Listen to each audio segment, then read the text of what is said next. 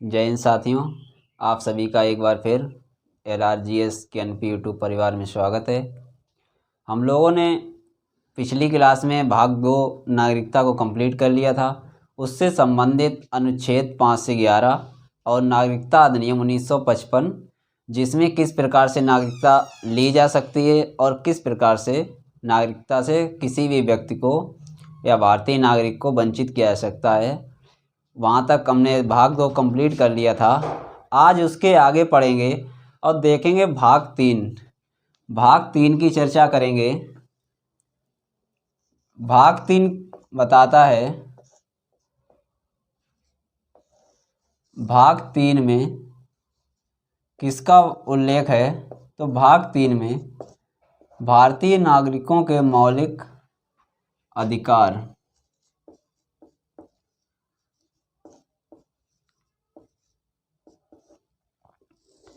तो आज इसमें मौलिक अधिकारों का जो भी विषय है उसकी चर्चा करेंगे।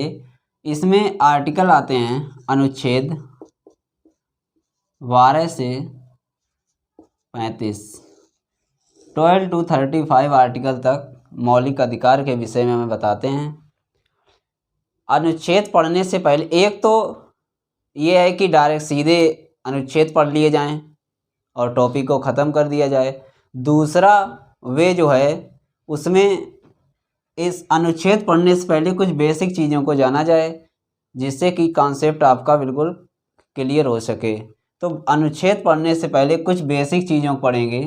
तो हमारा आज का टॉपिक क्या रहेगा? मौलिक अधिकार, जिसका वर्णन किस में मिलता है? भारतीय संविधान के भाग 3 में। थोड़ा समय ज़्यादा लगेगा, लेकिन आपका जो कॉन्सेप्ट होगा वो बिल्कुल क्लियर हो जाएगा। किसी भी एग्ज़ाम में कोई भी MCQ बेस्ड क्वेश्चन आता है तो आपका वहाँ से बाहर नहीं जाएगा, चाहे सब्जेक्टिव हो या ऑब्जेक्टिव हो। तो इसमें सबसे पहले देखते हैं अधिकार। अधिकार कितने प्रकार के होते हैं?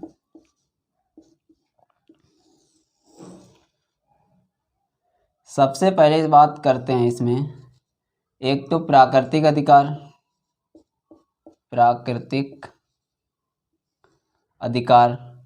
दूसरे मानव अधिकार,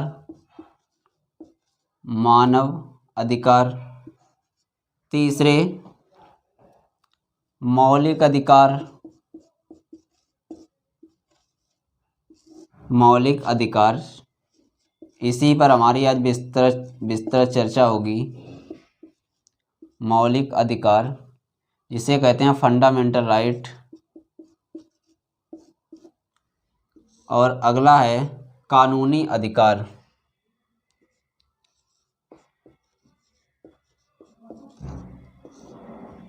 तो ये इतने प्रकार के अधिकार होते हैं: प्राकृतिक, मानव, मौलिक अधिकार और कानूनी अधिकार। अब प्राकृतिक अधिकार किसे कहते हैं? मौलिक अधिकार क्या होते हैं? कानूनी अधिकार किसे कहते हैं? इसे देखते हैं। तो प्राकृतिक अधिकार वह अधिकार जो मानव और पशु, जो मानव और पशु दोनों को प्रकृति द्वारा जो प्राप्त होते हैं उन्हें कहते हैं प्राकृतिक अधिकार। जैसे बोलने का अधिकार आपको है, किसी भी जानवर को भी है। आप सुन सकते हैं, जानवर भी सुन सकता है। इसमें जितने प्रकार के अधिकार जो मानव और पशु दोनों को प्राप्त हैं वह कहलाते हैं प्राकृतिक अधिकार। और प्राकृतिक अधिकारों का जनक कहा जाता है जॉन लॉक को। प्राकृतिक अधिकारों का जनक कहा जाता है जॉन लॉक को। तो ये रहे प्राकृतिक अधिकार। अब मानव अधिकार क्या होते हैं? वह अधिकार जो यूएनओ द्वारा प्रत्येक देश के नागरिकों को प्राप्त होते हैं। पूरे विश्व के सभी व्यक्तियों को जो प्राप्त होते हैं, चाहे वह भारत का व्यक्ति हो, चाहे पाकिस्तान का हो, बांग्लादेश का हो Estonia, Latvia, Lithuania, Belarus, El Salvador, Honduras, किस अमेरिका, ब्रिटेन, किस जो अधिकार प्रत्येक विश्व के प्रत्येक नागरिक को प्राप्त होंगे वह क्या कहलाएंगे? मानव अधिकार।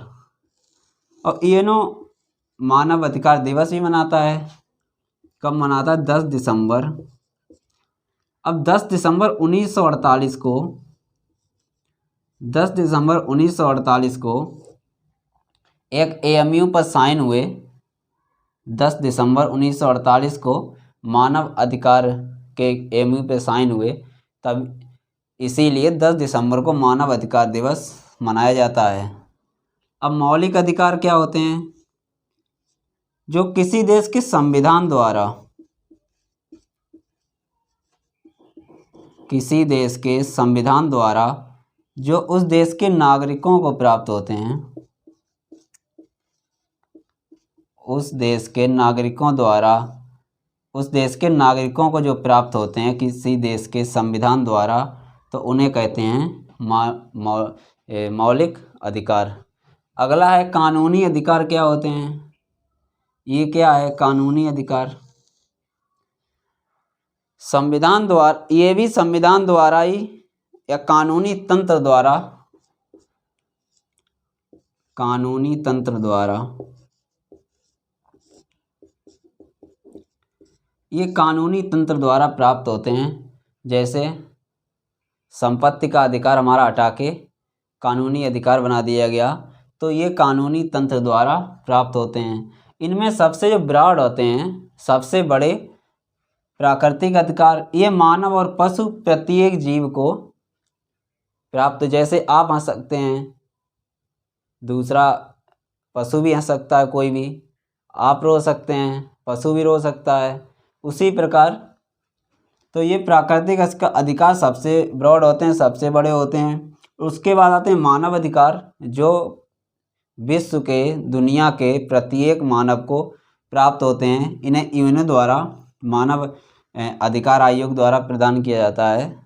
अगला मौलिक अधिकार, जो किसी देश के संविधान द्वारा उस देश के नागरिकों को प्राप्त होते हैं। अगला कानूनी अधिकार, ये कानूनी तंत्र द्वारा प्रदान किए जाते हैं किसी भी देश के उसके नागरिकों को। इसमें कुछ कानूनी अधिकार ऐसे भी होते हैं जो विदेशियों को भी प्राप्त होते हैं। अब हमारा जो टॉपिक चलेगा फंडामेंटल राइट। अब ये बेसिक सी एक जानकारी थी जो आपको दी। अब इसके आगे बात करेंगे तो अपने टॉपिक पर कि मौलिक अधिकार। मौलिक अधिकार क्या हैं, इनसे संबंधित किस प्रकार के कानून हैं, कौन मौलिक अधिकारों का संरक्षक है,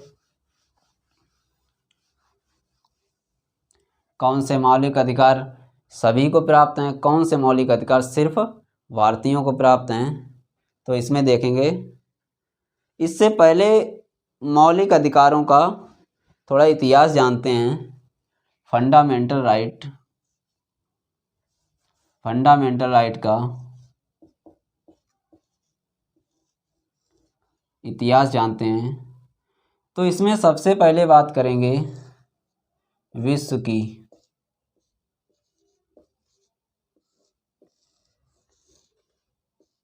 कि विश्व में सबसे पहले मौलिक अधिकार किस देश के नागरिकों को प्राप्त हुए, कहाँ से इनकी शुरुआत हुई। तो बात करते हैं 1215 ब्रिटेन।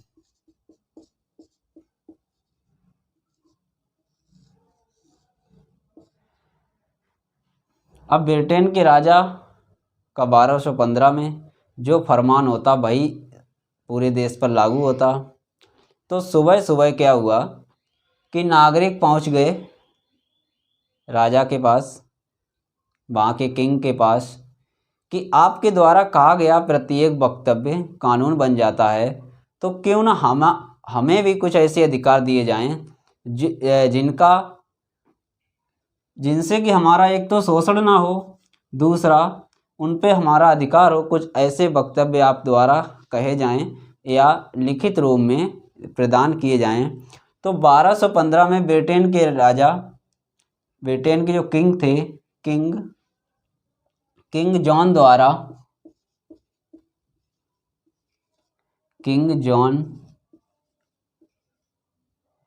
जॉन द्वारा एक लिखित दस्तावेज तैयार किया गया जिसे कहा गया मौलिक अधिकारों का मैग्ना कार्टा, जिसे कहा गया मौलिक अधिकारों का मैग्ना कार्टा। सबसे पहले किसी भी देश के नागरिकों के लिए जो पहला मौलिक अधिकार दिया गया, मौलिक अधिकारों के लिए लिखित रूप से जो दस्तावेज तैयार किया गया, वह 1215 में किंग जॉन द्वारा ब्रिटेन में तैयार किया गया और नागरिकों को मौलिक अधिकार प्रदान किए गए, जिसे कहा गया मैग्ना कार्टा। अब इसके बाद देखते हैं, ये तो एक 1215 ब्रिटेन। इसके बाद किस देश के संविधान में सबसे पहले मौलिक अधिकारों की चर्चा हुई? 1789 में 1789 अमेरिका।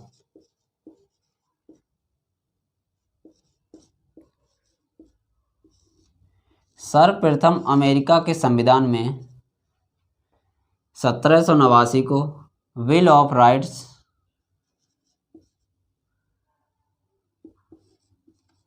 बिल ऑफ राइट्स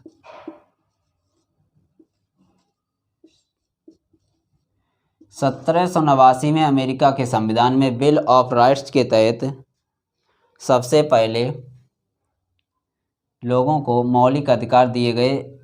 ये कैसे थे? संवैधानिक, इनका संविधान में वर्णन था।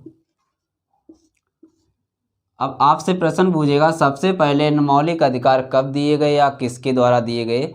तो ब्रिटेन द्वारा पहला लिखित दस्तावेज था, वह ब्रिटेन के किंग जॉन द्वारा दिया गया। अगर प्रश्न पूछता है किस देश के संविधान में सर्वप्रथम मौलिक अधिकारों का उल्लेख मिलता है, तो आपका आंसर होगा अमेरिका, 1789। इसके बाद अगला 1789 में ही एक और देश ने मौलिक अधिकार अपने नागरिकों को दिए संवैधानिक रूप से। फ्रांस ने 1789 में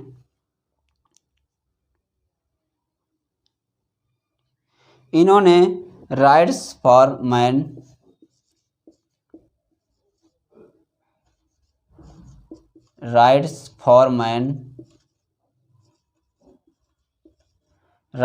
मैन एंड सिटीजन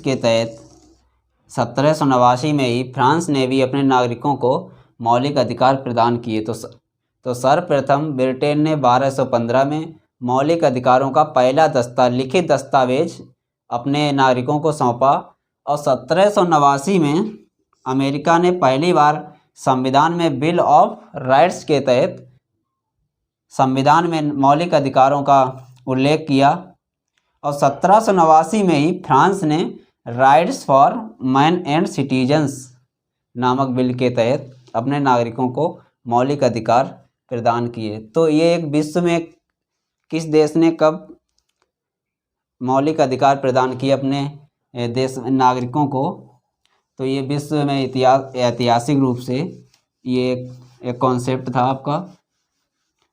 अब इसके बाद देखेंगे भारत में किस प्रकार से मौलिक अधिकार प्राप्त हुए। तो भारत की बात करें तो सर्वप्रथम 1895 में बाल गंगाधर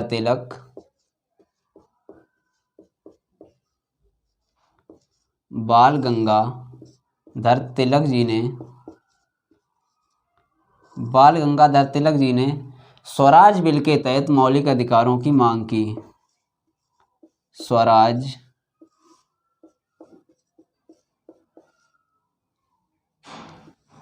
स्वराज बिल के तहत मौलिक अधिकारों की मांग 1895 में सर्वप्रथम बाल गंगाधर तिलक जी ने की। अगला 1925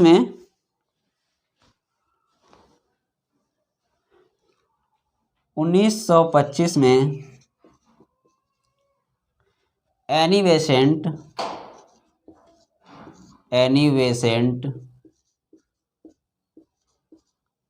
1925 में एनी बेसेंट ने कॉमनवेल्थ विल ऑफ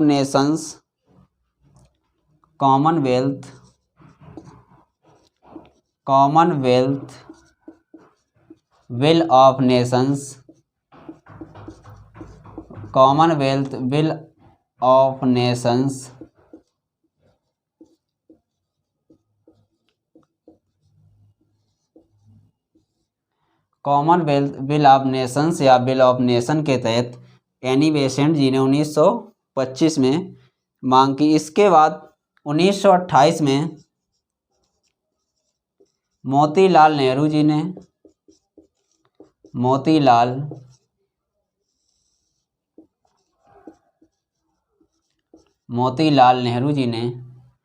नेहरू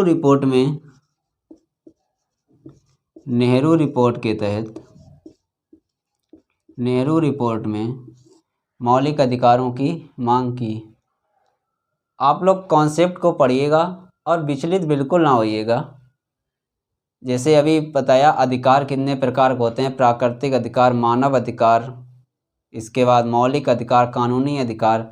अभी फिर उसके बाद पढ़ा विश्व में किस प्रकार से मौलिक अधिकार देने की शुरुआत हुई। अब भारत की हम लोग चर्चा कर रहे हैं। तो ये एक कॉन्सेप्ट आपका जब बन जाएगा, पढ़ाने को यहाँ पर इस प्रकार से भी पढ़ाया जा सकता है कि सीधा आर्टिकल पढ़ा के निकल जाते हैं। हमें भी आसानी रहती है और आपको भी आसानी रहती है लिखने में, नोट्स बनाने में। लेकिन मैं चाहता हूँ कि आपका एक कॉन्सेप्ट बने, जिससे कि आपका अगर प्रश्न जरा भी एग्जामिनर जब घुमाना चाहे, अब आपसे वो यहाँ से एक प्रश्न आपको ऐसे सिर्फ अगर पूछ दे कि नेहरू रिपोर्ट मोतीलाल नेहरू जी ने कब पेश की या कब आई उनकी, तो 1928 में। एनी बेसेंट जी ने किस बिल के तहत मौलिक अधिकारों की मांग की, तो कॉमनवेल्थ विल ऑफ नेशंस के तहत। या बाल गंगाधर तिलक जी ने किस बिल के तहत मांग की, 1895 में स्वराज बिल के तहत। तो एक कॉन्सेप्ट डेवलप करिएगा और कॉन्सेप्ट बेस्ड ही पढ़िएगा। उसी प्रकार से हम आपको कंटेंट डिलीवर करेंगे और उसी हिसाब से पढ़ाएंगे, ठीक है। तो अगला देखते हैं, इसमें अगला कब मांग हुआ, 1931 में। 1931 में कांग्रेस के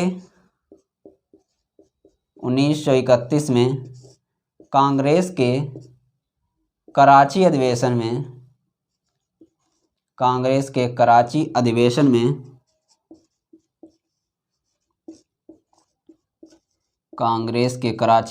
में मांग हुई मौलिक अधिकारों की। तो आपसे प्रश्न पूछेगा कि कांग्रेस के किस अधिवेशन में मौलिक अधिकारों की सर्वप्रथम मांग की गई, तो 1931 का कराची अधिवेशन। और इसकी अध्यक्षता किसने की थी कराची अधिवेशन की, तो इसकी अध्यक्षता की थी लौह पुरुष सरदार वल्लभ भाई पटेल जी ने। अब अगला देखते हैं, अगला कब मांग हुआ। अब बात करते हैं 1935 की। 1935 यहाँ पर हम लोगों को मौलिक अधिकार इन सब मांगों के बाद जो उम्मीद लगाई जा रही थी कि भारत शासन अधिनियम 1935 में मौलिक अधिकार दिए जाएंगे, लेकिन यहाँ पर मौलिक अधिकारों का कोई भी उल्लेख नहीं किया गया और भारतीयों को मौलिक अधिकार नहीं दिए गए। तो ये एक इतिहास था मौलिक अधिकारों का। 1215 से लेके विश्व में किस प्रकार मौलिक अधिकार दिए गए। और 1789 में अमेरिका ने, 1789 में फिर फ्रांस ने। और उसके बाद भारत का क्या इतिहास रहा कि बाल गंगाधर तिलक जी ने स्वराज बिल के तहत मांग की 1925 में एनी बेसेंट जी ने कॉमनवेल्थ बिल ऑफ नेशंस के तहत, 1928 मोतीलाल नेहरू जी ने, और उसके बाद कांग्रेस के अधिवेशन 1931 कराची अधिवेशन में मांग की गई।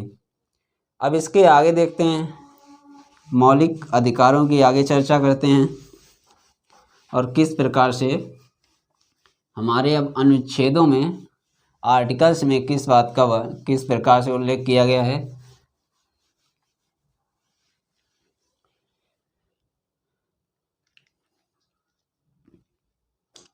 तो मौलिक अधिकारों से संबंधित ये इतिहास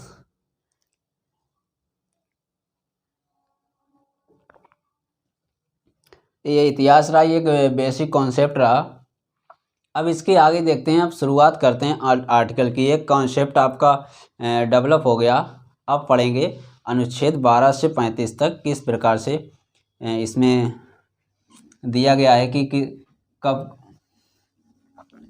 हमारे कब प्रभावित होंगे मौलिक अधिकार, कब किस अधिकार का प्रयोग नहीं कर सकते, कब किसी भी कंडीशन में कौन सा मौलिक अधिकार जो है जो कभी भी प्रभावित नहीं होगा, या भारतीय कार्यपालिका या राष्ट्रपति किस प्रकार से हमारे मौलिक अधिकारों को निलंबित कर सकते हैं।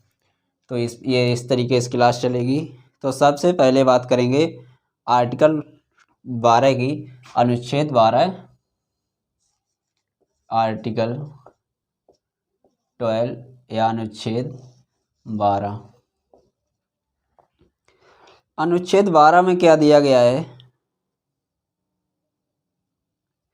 इसमें दिया गया सबसे पहले राज्य की परिभाषा। अनुच्छेद 12 हमें बताता है कि राज्य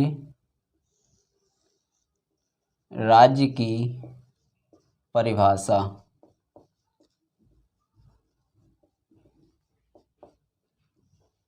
राज्य की परिभाषा। अब राज्य किसे कहते हैं? क्या हम राज्य हैं? क्या आप लोग राज्य हैं? राज्य कहते किसे हैं? यहाँ पर राज्य से मतलब यूपी, बिहार, पश्चिम बंगाल, त्रिपुरा, मिजोरम, महाराष्ट्र, इनसे आर्टिकल 12 में इनसे राज्य जो शब्द का वर्णन जो किया गया है वह इनसे संबंधित नहीं है। कि जैसे उत्तर प्रदेश राज्य या अन्य राज्य, इसमें राज्य की किस प्रकार से राज्य की परिभाषा का उल्लेख किया है। तो इसमें देखते हैं परिभाषा में राज्य की जो परिभाषा दी गई है, इसमें संघ की कार्यपालिका, संघ की कार्यपालिका, संघ की कार्यपालिका, संघ की विधायिका, संघ की विधायिका, संघ की कार्यपालिका और संघ की विधायिका। इसके बाद राज्य स्टेट, राज्य की कार्यपालिका, राज्य की कार्यपालिका जिसे कहते हैं विधानसभा, कार्यपालिका, राज्य की विधायिका, राज्य की विधायिका,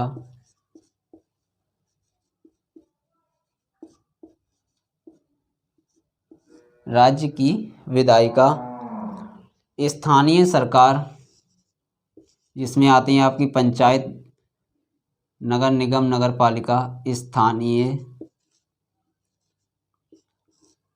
स्थानीय सरकार और अन्य प्राधिकरण,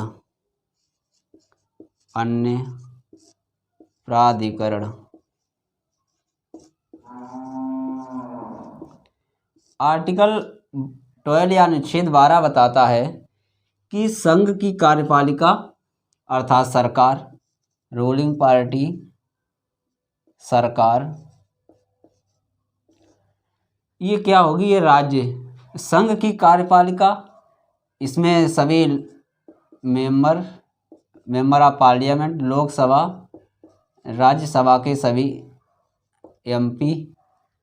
राज्य की कार्यपालिका, इसमें राज्य सरकार, राज्य की विधायिका विधानसभा के सभी विधायकगण, स्थानीय सरकार इसमें ग्राम पंचायत, ग्राम पंचायत, नगर निगम, नगर पालिका और अन्य प्राधिकरण में जैसे LIC, ONGC, BSNL, जिसमें गवर्नमेंट का पैसा लगा हो, जो सरकारी, जितने भी सरकारी प्राधिकरण हैं वह सभी इसमें आ जाएंगे। तो संघ की कार्यपालिका, तो अनुच्छेद 12 कहता है कि सरकार के राज्य की परिभाषा, ये सभी राज्य होंगे, ये सभी क्या होंगे, ये सभी राज्य होंगे। जैसे संघ की कार्यपालिका, सरकार इसमें आ जाएगी, और संघ की कार्यपालिका में ही जैसे आपके ज़िले के जिला अधिकारी, वह किसके अंतर्गत आएंगे, वह भी इसी के अंतर्गत आएंगे, संघ की कार्यपालिका के। अभी आगे पढ़ेंगे कि मौलिक अधिकार किसके विरुद्ध हैं, तो मौलिक अधिकार राज्य के विरुद्ध हैं। तो उसी राज्य की परिभाषा यहाँ पर दी गई है कि संघ की कार्यपालिका अर्थात सरकार मौलिक अधिकार राज्य के विरुद्ध नागरिकों के दावे हैं, और ये तो राज्य के प्रति जब दावे हैं ये मौलिक अधिकार, तो राज्य की परिभाषा आर्टिकल 12 में दी गई है, आर्टिकल 12 में, कि संघ की कार्यपालिका जो सरकार होगी वह क्या होगी, वह एक राज्य होगी, विधायिका क्या होगी, राज्य होगी।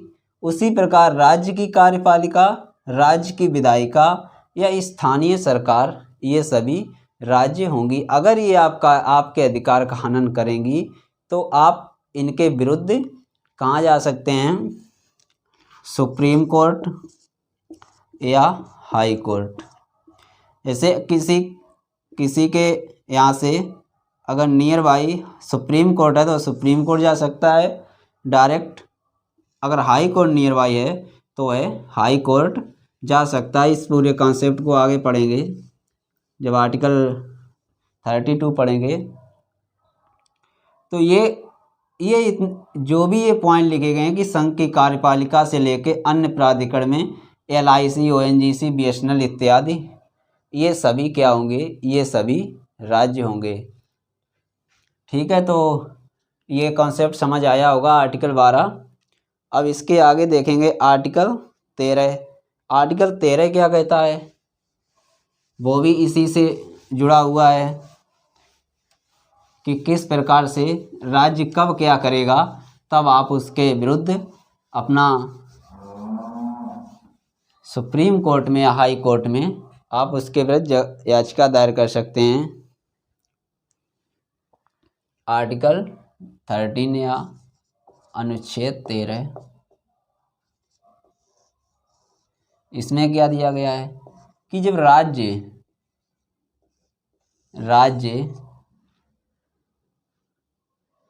राज्य इस प्रकार की किसी विधि, इस प्रकार की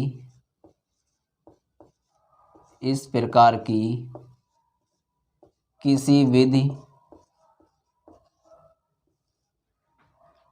इस प्रकार की किसी विधि, राज्य इस प्रकार की किसी विधि, कानून, राज्य इस प्रकार की किसी विधि, कानून, नियम, उपनियम, नियम,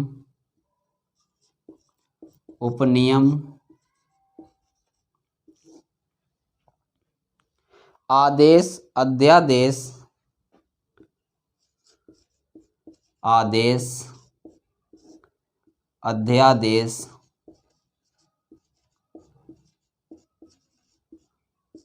या अधिसूचना,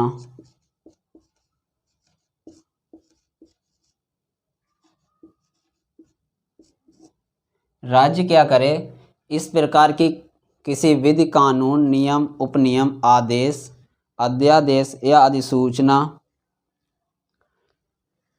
जारी नहीं करेगा।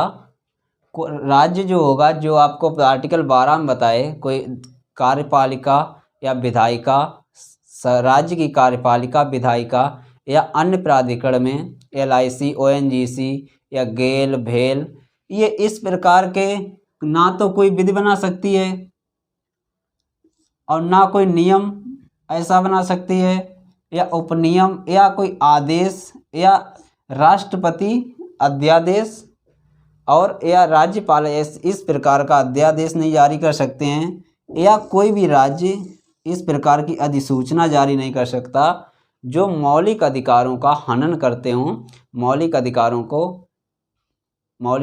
का खंडन करते हों। तो राज्य अगर इस प्रकार की कोई अधिसूचना जारी करता है या नियम या कानून बनाता है तो उसके लिए आप सुप्रीम कोर्ट न्यायिक पुनरावलोकन के माध्यम से रद्द कर सकता है। तो इसमें लिखिए, कोई भी इस प्रकार की कोई भी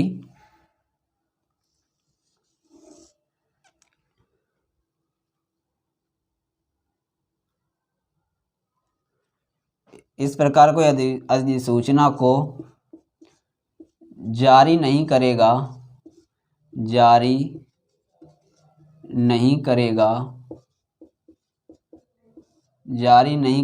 जो मौलिक अधिकारों के विरुद्ध हों, जो मौलिक अधिकारों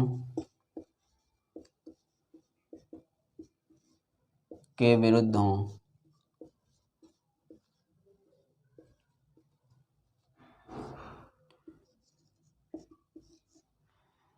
तो राज्य कोई विधि, कानून, नियम, उपनियम, आदेश, अध्यादेश, अधिसूचना को जारी नहीं करेगा जो मौलिक अधिकारों के विरुद्ध हों। तो ये आर्टिकल 13 में दिया गया है। जैसे नियम की बात करें, आपके जिलाधिकारी महोदय DM कह दें कि जिले कोई एक नियम बना दें और पब्लिश कर दें कि आपकी जिला कानपुर में कोई भी व्यक्ति या अन्य किसी ज़िले में की शादी नहीं करेगा, क्यों? तो इस नियम के खिलाफ आप कहाँ जा सकते हैं? सुप्रीम कोर्ट या हाई कोर्ट, क्योंकि ये आपके मौलिक अधिकारों का उल्लंघन कर रहा है। दूसरा, कोई अध्यादेश ऐसा जारी कर दिया जाए रेसिडेंस या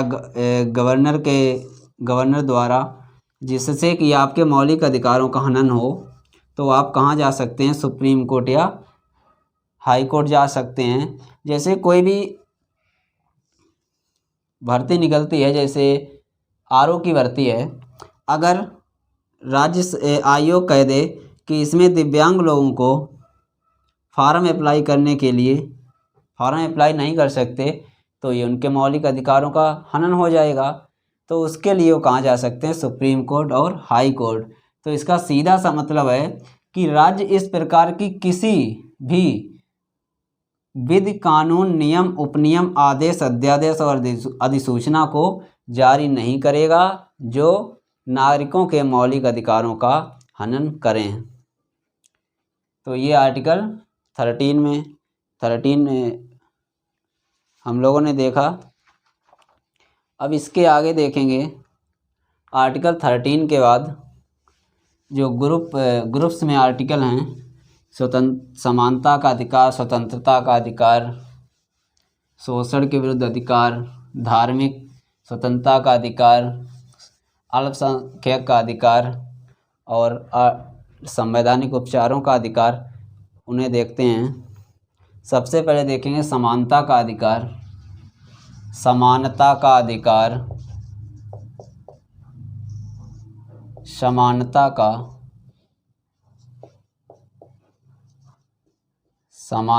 अधिकार। इसके बाद आता है स्वतंत्रता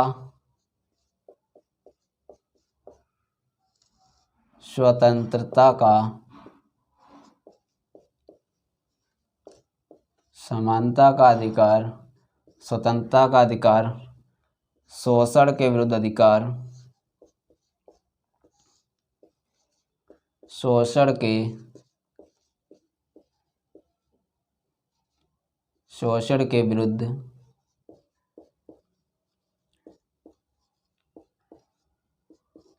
समानता, स्वतंत्रता, शोषण, धार्मिक स्वतंत्रता का अधिकार, किसी भी धर्म को मानने या ना मानने की स्वतंत्रता, धार्मिक स्वतंत्रता, धार्मिक स्वतंत्रता का अधिकार,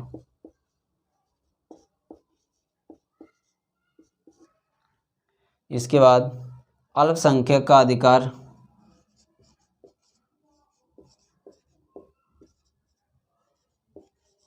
अल्पसंख्यक का अधिकार, अल्पसंख्यक का अधिकार, इसके बाद संवैधानिक उपचार, संवैधानिक उपचार, संवैधानिक उपचार, संवैधानिक उपचार, इसमें कौन कौन से आर्टिकल हैं? 14 से अनुच्छेद 14 से 18, इसमें 19 से 22, शोषण विरुद्ध अधिकार 23 और 24, मौलिक अधिकारों का अधिकार 25 से 28, अल्पसंख्यक का अधिकार, एक मिनट, अल्पसंख्यक का अधिकार 29-30, 1 मिनट,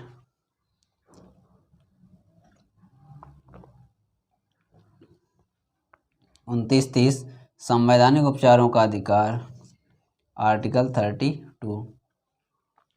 तो इन ग्रुप को हम लोग देखेंगे और इनकी चर्चा कल से प्रारंभ करेंगे।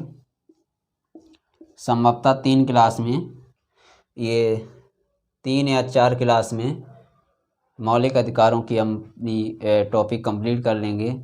तो आज हम लोगों ने देखा, सबसे पहले इतिहास का मौलिक अधिकारों के बारे में जाना, और उसके बाद इतिहास क्या रहा मौलिक अधिकारों का, किस देश ने सबसे पहले दिए। उसके बाद देखा आर्टिकल 12 और 13, राज्य कौन है, राज्य की बात देखा, किस प्रकार से मौलिक अधिकारों का हनन अगर होता है, कोई भी राज्य अगर करता है, राज्य का मतलब कोई भी ऐसी संस्था या कार्यपालिका, विधायिका, राज्य की कार्यपालिका या विधायिका, तो उसके लिए आप सुप्रीम कोर्ट आर्टिकल 32 और हाई कोर्ट आर्टिकल 226 226 के तहत आप हाई कोर्ट या सुप्रीम कोर्ट की शरण में जा सकते हैं। और इससे संबंधित जो चर्चा होगी हमारी समानता के अधिकार से, कल से प्रारंभ होगी। तो आज के लिए क्लास को यहीं स्टॉप करते हैं, और पढ़ते रहिए, नोट्स बनाते रहिए। आप ये पूरी प्रॉपर क्लास चलेगी, पूरा प्रॉपर आपको किसी भी पॉलिटी में, किसी भी एग्ज़ाम में जब MCQ बेस्ड क्वेश्चन आएंगे, वनडे एग्ज़ाम में आपके कवर होंगे। देखिए, टॉपिक पढ़ने के बाद MCQ अवश्य सॉल्व करिए, या तो जैसे घटना चक्र ले लीजिए, बुक रखिए पास में, उससे सॉल्व करिए। जैसे आपने टॉपिक पढ़ा था भाग 1 संघ राज्य क्षेत्र, उसे पढ़िए, रिवाइज करिए, फिर उसके MCQ सॉल्व करिए। भाग उसी प्रकार अगले टॉपिक के, जिससे नागरिकता को कंप्लीट करा दिया है, उसे पढ़िए, नोट्स बनाइए और उसके MCQ सॉल्व करिए, और देखिए कि MCQ आपसे सॉल्व हो पा रहे हैं या नहीं। उसी हिसाब से और रिवाइज करिए, संभवतः आपसे हो जाएंगे जितना कंटेंट आपको डिलीवर किया जा रहा है। तो आज के लिए क्लास यहीं स्टॉप करते हैं। हंसते मुस्कुराते रहिए, अपनों का ख्याल रखिए। जय हिंद, जय भारत, जय संविधान।